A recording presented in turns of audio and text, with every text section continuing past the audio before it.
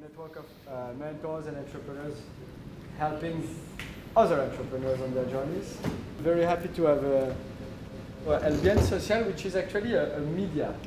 So basically, more than a startup, it's also a media that delivers a lot for the ecosystem.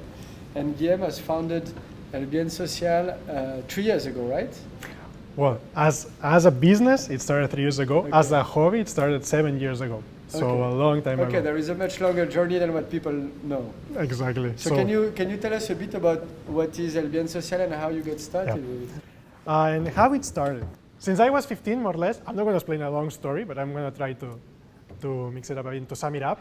Since I was 15, I really wanted to help other people. It was something that was within me, and I felt very good every time I was helping people. But I have to admit that there was something that really didn't make my mind completely. And it's that for helping people, there were two options. Either you were on NGOs or you were on foundations, which in the end was NGO somehow. And I was passionate about business, not when I was 15, but a bit after.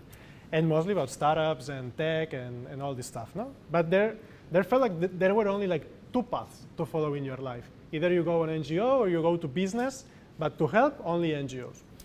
And that really was like, I don't like only being on NGOs. I like business. I like to make projects grow. I like to have as much impact as possible. And it seemed not that easy. And then I discovered, like on 2012 or 2013, the concept of social business. Some of you do like this with your head. Who has never heard about the concept of social business? Never. Which is cool, man. The thing is, the first time everybody knows about social business. Well, so when I discovered that, for me was, okay, that's it. I found the way to channel all these things I want to do for the world. And discovering social business, then I said, okay, I'm going to develop my life and I'm going to make my career through that. What happened is that almost 10 years ago, it was very difficult to find projects who were really like on the startup wall, and they were like with huge finance in order to create big projects. No? And something happened. It was very, very, very specific. 9 years ago, there was this big, really sad thing that on Bangladesh, a building collapsed. I don't know if you've ever heard about Rana Plaza. No? It was this project that really showed what fast fashion was all about. And I remember that was something that really touched me deeply, like super deep. And it was like, I cannot keep sustaining a world or being part of an economic world that makes these things happen. No? That makes that because of buying a t-shirt for only €5 or $5, people have to die or have to be mutilated for the rest of their lives because they have to always produce and produce cheaper and cheaper and cheaper. No? And that touched me like crazy. And on that day, I promised myself that I would really focus on promoting, on showing other alternatives. And this is how El Bien Social started, actually, because I was looking there for alternatives of sustainable fashion or organic food. And this was around 8-9 years ago. And it was very difficult to find all these alternatives, sadly. So you had to really dig on the website, or you had to go on Gracia neighborhood, for example, and look for examples. But also there was a problem. Many of social business back then, they were not beautiful, let's say. I always say, I'm also a teacher of sustainable marketing at universities, and I always say, sustainability must be sexy as well.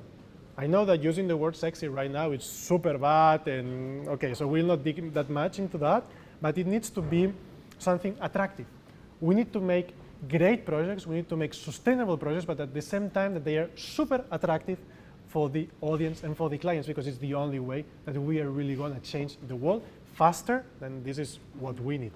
So we started with this incident, the Rana Plaza incident, no? Where around more than 1,000 people died, and around another 1,000 really got mutilated forever, no? And I decided just to do this. But the beginning was extremely easy. It was a blog, just a blog. I was posting projects. I was collecting lists of sustainable fashion brands or organic producers, farmers, etc. And it started like this, and then it rolled into what it is today, a bit bigger than a blog. So yeah, I mean, you're on all platforms now, and for people interested in social and environmental impact, Albion Social is a media of reference in Spain, so it really reached peak levels in terms of reach. So congratulations to you, it's pretty impressive. And now to hear the story of how it began, it also shows why it worked, right? It came with purpose, it came with a strong why. And purpose for me is the foundation of all social business. I really like when I'm talking about purpose to bring to the table Simon Sinek, with whom some of you may know, like the golden circle and the theory of why. No, start with your why. It doesn't matter what you do, it doesn't matter how you do it, but the most important is why you do what you do. And so from here, now I'm running El Bien Social, but maybe in 5 years it's a complete different thing, but the purpose keeps being the same. Promoting and fostering this social business, no? That these social business are known, that we can talk about it, that more and more people become their clients and become their fans and they endorse it. So that was my purpose. I wanted to see a world where every business in the world is a business for good. It's a bit like the B Corp slogan, but it's a bit like this, no? For me, it's very important that I also teach at universities, and I say, if what you are going to do is not good for society or for the environment, then the best thing that you can do is not to start this project. Please, let's start, and if you haven't started, find your why and give back to society. It's extremely important that all projects have their focus into this. Being economically viable, but giving back to society. Otherwise, we're screwed. Well, because we are all into the social entrepreneurship world and stuff, we know a bit more about it, no? But in some places where I go and I talk about this, I see faces like, what? Is not the most important to make a lot of money? No, it is not the most. It's still the case? Yeah. In universities? You would freak out a bit. I mean, I remember I studied once, and I could remember that was not the main priority of many people in business. But, and now, I remember I was teaching, it was a bit sad this, I was teaching at the university, and I was teaching social entrepreneurship. So I started the first day, there were 50 students, around 20, 22 years old, and I asked, who knows what a social entrepreneur is? Only one person raised their heads. And it was like, okay guys, then why are you here today? No, I mean, you haven't even looked for what a social entrepreneur is. You know about the SDGs. They didn't hear about the SDGs. I mean, this is something that it's very common between us. We are in a very endogamic environment. So we all talk SDGs, social entrepreneurship, social, sustainability. But sometimes we must understand that beyond our circle, there are people who they've never heard about the SDGs. And it's like, okay, this is like the beginning, no? And it is true that there are more people now in university, and in that class there were a lot of people who knew about the SDGs and about sustainability, and then I was asking, okay, zero waste, or using apps like Too Good To Go, and they were using it way more than when we studied, no? And they knew this. So they know about sustainability, but maybe they didn't know about some specific terms. But yeah, you take out of it. And so, coming back on El Bien Social, and like how you started, I think is pretty clear and inspiring. But what it is now, like what do you deliver as service and for whom? Okay, it started as a blog. Now it's a media. Sadly, I run 95% of it alone, which is quite a lot of work. We were actually talking about it about this before. And what I'm offering is everything that a business magazine is offering, but for our niche market, about sustainable businesses and social entrepreneurship. So I am covering everything from laws, new projects, activities, events, contests, tenders, whatever. So I try to keep a full focus and a full approach on everything what happens into our ecosystem, at least in Spain, a bit on Latin America as well, but mostly on Spain. So you can find everything, newsletters, podcasts, articles, news, but a bit of all. No? And this is Yeah, and I'm subscribed to two of your newsletters, Yeah. right? You have one on, when is it, like Friday and Tuesday? Friday and or- Tuesday, yeah. Yeah. Where you have all the news of what's happening in sustainability and so on. And, Exactly. it's pretty good to stay up to date and to get on the latest. Mhm. And so can you tell us, like, how How- from the moment you started with your first blog post Mhm. to where you are now, like what was the journey, like how did it grow? And, Okay, there's a lot of work, like crazy amount of work, a lot of hours invested. I never managed to understand how many hours did I put into that, but definitely thousands and thousands of hours and time. No? Most important when you try to do a business based on media is consistency and repetition. I mean, I've been for 3 years in a row now, every week launching 2 newsletters, never skipping. no holiday. No holiday. No, I didn't take holiday because social entrepreneurs don't take holiday. No, I scheduled them. So when I was on my vacation, I scheduled them. But this is something I'm stopping doing. Now I'm taking vacation and I am not going to post anything. But the thing is this, no? You need consistency. And you go one thing after the other. The greatest thing is when you are focused on the media company, there's a moment when everything, all the structure becomes the same. So more or less every week you know what you're going to post, you know what you're going to create. So I have like huge Excels with a lot of information. I read about 1,500 titles every week of news, 1,500 pieces of news, only the titles of the news, just to understand what is going on, what to post, what is going to be more relevant, what can go on LinkedIn, what on Twitter, what can go on the newsletters. So the idea is this, no? There's a lot of curation process then to deliver to people. And I still have some free time for myself as well. We need a lot of efficiency when we're doing a project like this, and it can work out. It's a lot of work, of course, but it works out, no? And I remember when I started, I pushed super hard on Instagram, didn't work at all. So like Instagram, it was, now there are a lot of followers, but it was super complicated.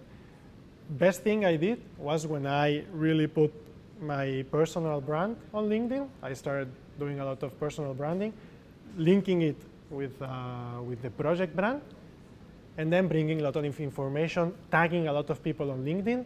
And I would say 95% of my business and of all the clients come from LinkedIn, and they know about me because I've tagged everyone in all posts, in everything. It's as simple as this, but it works. And if you deliver something that people want, then it spreads out. Then every week there are more and more and more people who are joining just because somebody is referring or somebody is sending a newsletter or an article or whatever. So it's a snowball effect. It takes time till you find the gears and the keys that you have to push in order to make it grow.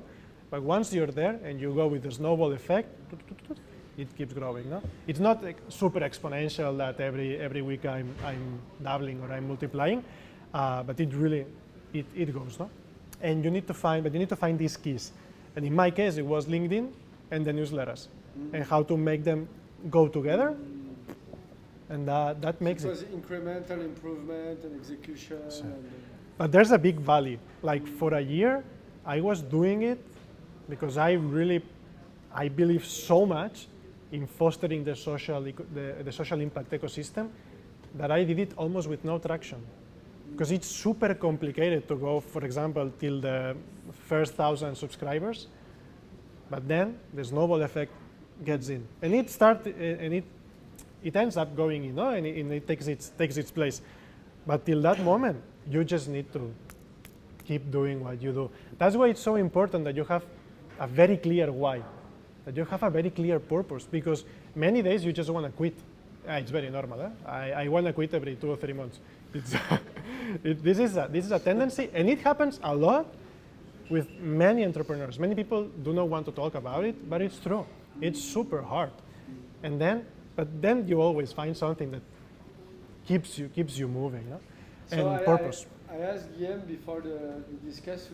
We had an informal chat, and I asked him, okay, so how was the curve of growth of your business, of your your users? Like, did it go like this? Did it go like incrementally? And I would expect we would have some crusty things to play with, like it went up and down, and then what did we learn? And apparently for you it went like this. Yeah. Did you see a turning point where basically it started to go in hockey stick? I really have to thank Greta Thunberg for the success of the project. Are you kidding? No, it's really like It's this. true? It's true. And she didn't say, follow bien social. No, she didn't do that. But it's true that in 2019, I was just taking it as a side project. I was working for other companies. And it's true that I did something very good at that moment, but because there weren't that many people looking, I did many good things on SEO, on search engine optimization. So I was creating like a lot of lists of projects. And then when Greta Thunberg came into place and she started acting out for the environment and speaking about, then a lot of people started like to look for sustainable alternatives. And then the project grew. I mean, then at that moment, for example, visits on the website, they went 2 or 3 times, they multiplied per 2, per 3, So and that was you a have keeper. like a wave that comes and... But that you wave just surf kept. it. Yeah. That wave kept and increased. Yeah. Then with COVID, it went down. I mean, for 2 months, like nobody knew what was going on, and then it remained steadily and growing, not as crazy as before. But I really thank Greta Thunberg, not only for helping my business, but for all what she's done. She educated the world about, or at least she brought attention. A lot, and that was a turning point, at least in Spain for sustainability, because in Spain everything comes a bit later. It's not. Some of you may be from from Scandinavian countries or from Germany or countries more in the north. So let's ask, who is from Spain? Okay, so we have a good portion today. Yeah, Last time true. we had 0, I think, or 1. 0, right? Oh, no one, no? Zero foreigner. Thank you to be there. Represent Spain. Oh, You were asking about Scandinavian. Scandinavian countries, someone or Germany. Do we Okay, include some Germany, people from the Nordic countries? yeah, they are as advanced. Switzerland. Okay. So it's cool. So it's true that, I mean, I remember I was living in Norway 10 years ago, and now I see things here about recycling and stuff that it was already something super normal in Norway, and it was like, okay. Like everything of recycling, plastic bottles or tin bottles or whatever, and that they pay you back in the supermarket. Now here it seems like something, wow, that's super new, that's like the best thing. It's like, I was doing this 10, 12 years ago in Norway, and it felt like the most normal thing. Why it didn't enter into Spain before, no? And like many things like this. So Spain, which we are a bit late, when we enter something, then it stays, but it takes a bit of time. So who is reading you now? Do you have a socio-cultural or socio-economical perspective on who are your readers? First of all, most important, 70% of all readers or viewers or listeners or whatever are women.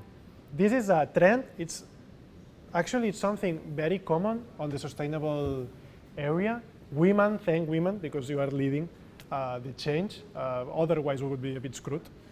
So 70%. But today it's interesting because maybe it's 80% or 70-80% of men, which is the other way around, which is not that common. But mostly my readers are women and who are on marketing departments, sustainable departments, innovation, or are CEOs of business. And I focus very much on the business people, actually. No? Then everybody who works on a business is also a human being who does other things beyond that, and to whom we also help. But mostly I'm focusing on business women, actually, or business women entrepreneurs, no? Or women entrepreneurs. Mm-hmm. I mean, and definitely it's women who are leading the change of this trend. And you see it from the last 15 years or so. I'm in contact mostly with women who are changing it, who are responsible of marketing department and sustainable department, and who are making the wheel spin the other way around. No? And this is something, but it's not only me. Many projects who are focused on sustainability have also this trend. So. Yeah. I mean, we can see also at the Impact Hub that there is a very large diversity also in terms of Exactly. geographical origins and so on. Exactly. It's also good to see that men are present today and are also ready to make the change.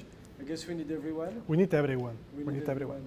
And so, okay, you have a unique perspective, right, on the Spanish market. You have the readers on one hand and what they're interested in. On the other, you see where they click and so on. On the other, you have the content that you see passing for a few years now. What can you tell about the social and environmental impact when it comes to entrepreneurship in Spain? First of all, that there is hope. Like, there's a lot of hope. It's true that I am surrounded by a lot of hope news, let's say, but really, like, social entrepreneurship is fostering in Spain. In Spain, actually, entrepreneurship is fostering for the last 5-6 years. I had my first startup was 9 years ago, and being an entrepreneur in Spain around 2010, 2012 was like the worst thing you could become. Actually, there was a word which was called emperdedor, mixing emprender and perder, which would be like entrepreneurship and failing, no? Like if we were using like enter failure or something like this. So the entrepreneurs were called emperdedores, actually, because many people were investing a lot of money and they were losing it. And also the country was not really made for being an entrepreneur, no? And it was super complicated. But in the last 5-6 years, because the government just got rid of fostering economy, and a lot of actors who are supporting, like who are incubating or who are accelerating the ecosystem appeared. And many entrepreneurs then started to be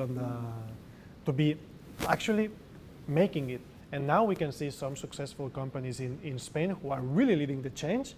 And you see a lot of younger entrepreneurs who are actually all over Spain and who are actually making the ecosystem grow, and it's beautiful. Now being an entrepreneur here in Spain, it's something actually good. I would not say that only entrepreneurs are the important ones. No, I am also super. There's a figure which is very important in a company, which is the intrapreneur, and I really foster people to become entrepreneurs wherever they are, who are the people who are changing the big organizations. Because let's be honest, El Bien Social is not going to change Spain, or it's not going to change how the sustainability is run in Spain. Neither EcoAlf. EcoAlf is one of the biggest sustainable brands in Spain. The change has to come from the biggest ones. Has to come from Repsol, has to come from Inditex, has to come from Iberdrola, from Nestlé, whatever. These are the ones who can really make a huge impact. We, the ones who are not that big, we generate awareness. We generate consciousness. We try to foster people to go into change. But we need entrepreneurs, actually, within companies to change the culture and to change the companies for the best. Because from there, if Nestlé decides to change a packaging of whatever, it makes a huger impact than if 10,000 little stores, like super zero waste stores, make this change. No? So every little change in a big company is a super big change.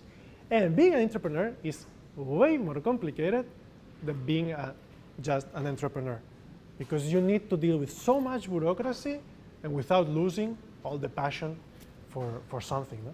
But I really say that the ecosystem in Spain, actually in Spain because it's the one I know, but I know that in Europe as well, is fostering like crazy.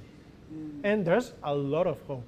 At least for Europe, there is a lot of hope for the years to come. No? And from Europe, it will spread then into other countries. I know that Southeast Asia is also fostering a lot, but because here there's already, well, there used to be a lot of more clase media, like middle class, which is something that it's really needed and that many governments are just deciding to destroy.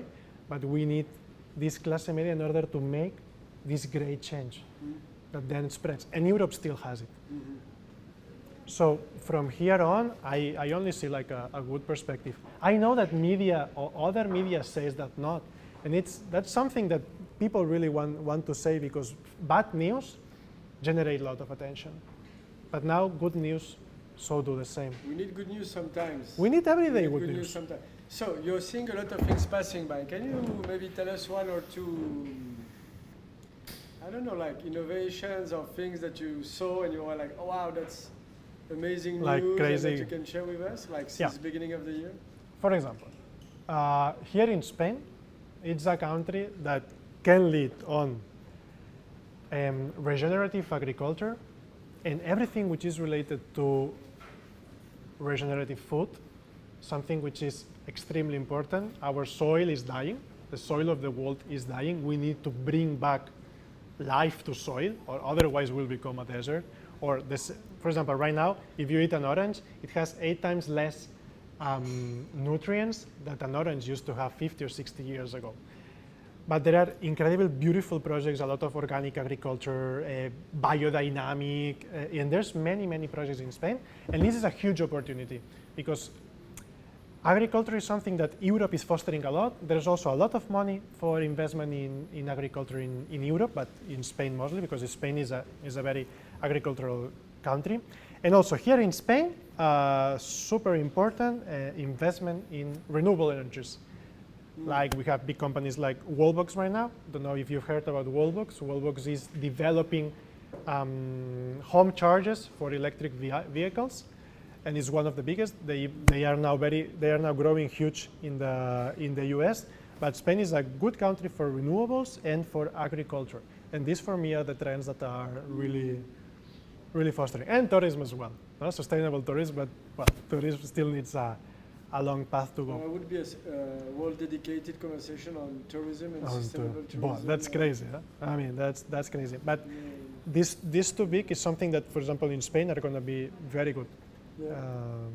Then there's big companies like SEAT or stuff who are fostering a lot mobility, sustainable mobility. And this will see many changes. But this is something that Germans do better with Mercedes or BMW.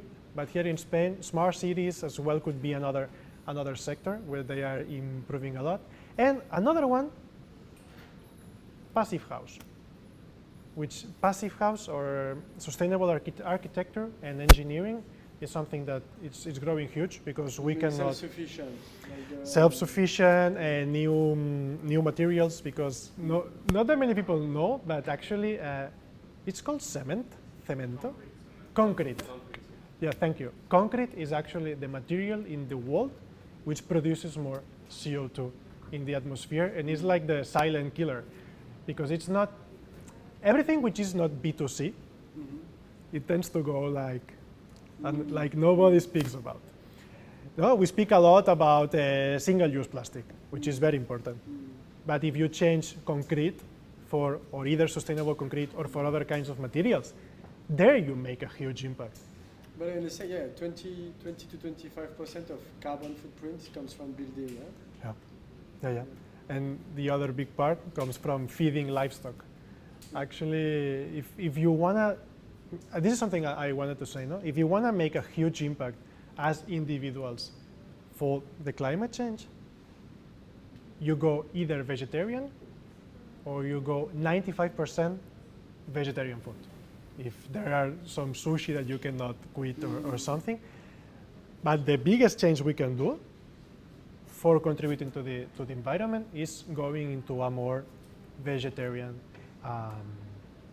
kind of lifestyle or eating style. And this is something that not everyone is ready. I guess it depends on cultures too. So yeah, Argentinians have it really bad. Yeah, it's tough time for them. Yeah, it's very tough time, and they will actually be the ones who are going to help us a lot. Spain is a super eat meter country as well. It seems impossible to change people, but if I could change and if I could stop eating jamón serrano, which seemed impossible now, come on, we have Eura who is creating products, and who, if they finally create fuet or jamón serrano, then it's done. We don't need. You see, you're on journey of your own with that. Yeah, definitely. No, I mean, there's something. It's complicated. It's not easy, but I think it's the biggest contribution we can make as individuals. I see a couple of hands raised. Maybe we can start there. Hi. Well, first of all, thank you for sharing your trajectory. Thank you. I wanted to ask you something regards social media. So when did you get to the point that you decided that you have to invest? Because, so first, your opinion on your growth was organically, or you had to invest in a certain point of it? And then how do you assign a budget to it according to your capacity? Okay, I've done 90 to 95% of all the project organic. I would say 70% of it comes from SEO, from search engine optimization. And then budget, I also do consultancy to other projects. I always say 10 to 15% of your income should be budget for marketing. For marketing, that doesn't mean for advertisement. Advertisement in the end should be around 8% of all the marketing activities. So I would suggest always not to focus that much on tactics. This is something that happens a lot. We focus like, no, we want to push our project on Instagram. And it's like, why? Why Instagram? No? Because everybody's doing it. No. First of all, strategy. Understand who are your clients, what do you want to sell them, and the most important, what do they need? Because many times we just try to push our products into someone who doesn't really need any of what we're creating. No? So listening and then creating something that it's going to be useful for the needs of the people, and then you can promote it. No? But if you have something that it's useful, then it's going to be way more easy to assign where are you going to put your budget. But I would keep this in mind. From all marketing, only 8% should go, time should go dedicated to promotion. If you do very good analysis, market research, you know who your clients are, then you don't have to focus that much on Instagram or doing super amazing TikTok ads. But invest 10 to 15% of all what you expect to have as an income into marketing, which is not advertisement, marketing. So that would be like a common rule to follow almost for every project. Most of the time when I offer consultancy to businesses and even to other entrepreneurs, I found out that the way they live their life has a complete reflection on their businesses. So I want to hear your opinion on that. How you manage your mind is how you manage everything in your life. So I talk a lot about mind because I've been crashing in burnout, I've been suffering a lot of anxiety, and I've had to learn how to manage this one, which is the most important. So, but I totally agree. I mean, and also there's a thing that you should, if you are on social impact projects, you should live your purpose. It's not something that only goes into your business, it's something that goes into your life. Nobody's perfect. For example, I run a 20-year-old car that actually, I don't know, I think it spends like 11 or 12 liters every 100 kilometers. So I couldn't buy an electric vehicle. I didn't have the money for that, so I am not perfect. We must understand that it's impossible to live a perfect, sustainable life. It's impossible, otherwise you start on eco-anxiety, guilt, and all stuff, which is even worse for you. But try to live with as much integrity as possible as with your purpose. Because then things are way easier. You are never faking, you're just being. And that's great. So yeah, you should align yourself. Otherwise, you cannot have a life which is like a super mess, and then your business is not going to be good. Definitely. Everything goes linked and together. So yeah, I agree with. Who was your client and how do you get them? A lot of people were looking for, I don't know, sustainable clothing, for example. And every time you were looking for sustainable clothing, El Bien Social appeared. So many people were actually reading through lists and posts about many stuff. What happened? Brands wanted to be there because maybe I was generating 200 page views or 400 page views every day of list of sustainable business or people who want to buy sustainable clothes. So I did the job, then the job did itself. When you offer value, then people come. Now we have 6,000 subscribers into the newsletter, and who are people who are focused, who are social entrepreneurs, or who are sustainable business owners, or who work in super good, they have super good jobs on sustainability areas. So now companies want these people, and now companies want this attention. If you cannot give value, it's impossible that you are gonna live with a media company. That's why it's important. Either you have a super good niche or a big mass market. because I have these big lists of SEO, then our business are the ones who are contacting me directly. Like, hey, we want to appear in these lists, and I'm selling this kind of traffic. Sometimes I say that I'm like a big digital mall who is selling the spaces within the mall. And I bring all the people to the mall, no? The sustainable mall, but a mall. And that's it. With media, you need to offer what companies are looking for, which is attention, and which is visits, and which is, visibility, actually. I did through SEO, now with newsletters as well. Podcasts, for example, I don't do for that because it doesn't have that much attention. But when you have this, then people are the ones who are contacting me. I don't have to reach out that much to companies. So you have a pull strategy rather than a push. Yeah, I did barely no push. Follow-up questions. Yeah, follow-up question. Follow-up You question. also mentioned that there are like, ¿cuánto dicen? 1,000,000,000 de 1,000 million people speak Spanish. So how did you select which few things to focus on because you're just one person and to execute them so well to grow? Trying them all. Trying them all. It's try and error. For me, it was a try and error. I tried like, I don't know how many tactics of marketing.